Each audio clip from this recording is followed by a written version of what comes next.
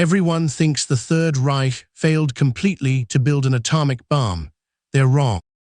The common narrative suggests Nazi Germany was hopelessly behind in the race for nuclear weapons. But deep in the final years of the war, under immense secrecy, a chilling program was underway. A program that, against all odds, achieved some truly unsettling milestones. The story begins not in a bunker, but in the lecture halls of pre-war Germany. In 1938, Otto Hahn and Fritz Strassmann, working at the Kaiser Wilhelm Society in Berlin, made a monumental discovery: nuclear fission, splitting the atom.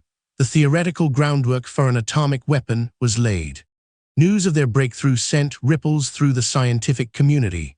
Albert Einstein, a German immigrant, famously warned President Roosevelt in 1939 of the potential for an extremely powerful bomb.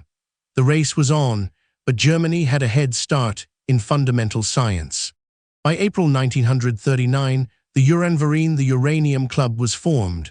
Germany's top physicists, including Werner Heisenberg, were conscripted. Their mission: harness atomic energy. Initial efforts focused on building a nuclear reactor, the essential precursor to any bomb. Access to raw materials was crucial. Germany secured significant quantities of uranium from Belgian Congo after invading Belgium. They also controlled Europe's only heavy water production plant in Vemork, Norway, vital for moderating early reactor designs. But the German program was plagued by internal rivalries and a critical misunderstanding. Heisenberg, a brilliant theoretical physicist, initially overestimated the amount of enriched uranium needed for a bomb. This miscalculation, whether deliberate or not, set them back. Furthermore, Hitler's regime, increasingly focused on immediate battlefield results, failed to grasp the project's long-term strategic importance. Funding was inconsistent, resources diverted. The scientists lacked the singular, massive commitment seen in the Allied Manhattan Project. Still, progress was made. By 1941, Heisenberg's team had successfully demonstrated neutron multiplication in a subcritical assembly. They were learning, slowly, how to control a chain reaction. The path to a working reactor was becoming clearer. The heavy water plant at Vemork became a prime target for Allied sabotage. Operation Gunnerside, a daring raid by Norwegian commandos in February 1943, destroyed critical equipment, severely hampering Germany's heavy water supply. A huge blow. Undeterred, the Germans attempted to move remaining heavy water stocks.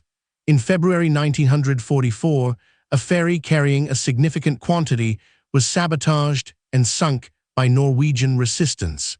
Each loss pushed the German atomic dream further from reality. Despite these setbacks, by late 1944, Heisenberg's team was conducting experiments in a clandestine laboratory beneath a church in Hagerloch. They built the Biroman 8 reactor, a subcritical assembly of uranium cubes suspended in heavy water. The goal was to achieve a self-sustaining chain reaction. Historians now believe they came tantalizingly close in late April 1945, just days before the end of the war. Calculations suggest they were about 60% of the way to criticality. Then came Operation Alsos. Allied forces, including scientists, raced into Germany in the war's final days, specifically tasked with seizing German nuclear materials and scientists. They found the Hagerloch reactor disassembled. The uranium cubes, hidden in a field, were recovered. Heisenberg and other key scientists were captured and interned at Farm Hall in England. Their conversations, secretly recorded, revealed the true extent of their progress or lack thereof. Upon hearing news of Hiroshima, the German scientists were genuinely shocked. They hadn't believed the Allies could achieve a bomb so quickly. Their recordings suggest they understood the asterisk principle asterisk, but vastly underestimated the engineering and industrial scale required. So how close did they truly come? The consensus is not close enough to build a weapon. They lacked enriched uranium, a viable bomb design, and the industrial infrastructure. But they had the fundamental science and were making progress on a reactor. Imagine if the war had dragged on for another year or two, or if Hitler had prioritized the project earlier. The implications are terrifying. A functional German reactor could have, eventually, produced plutonium, changing the atomic equation entirely. The German atomic bomb program remains a chilling what-if of World War II, a testament to scientific brilliance, hampered by internal flaws, strategic missteps, and relentless Allied sabotage. It was a race against time, where the Allies won not just through their own efforts, but by actively dismantling Germany's potential, piece by agonizing piece. Subscribe if you seek the untold stories and hidden histories behind the monumental events of World War II.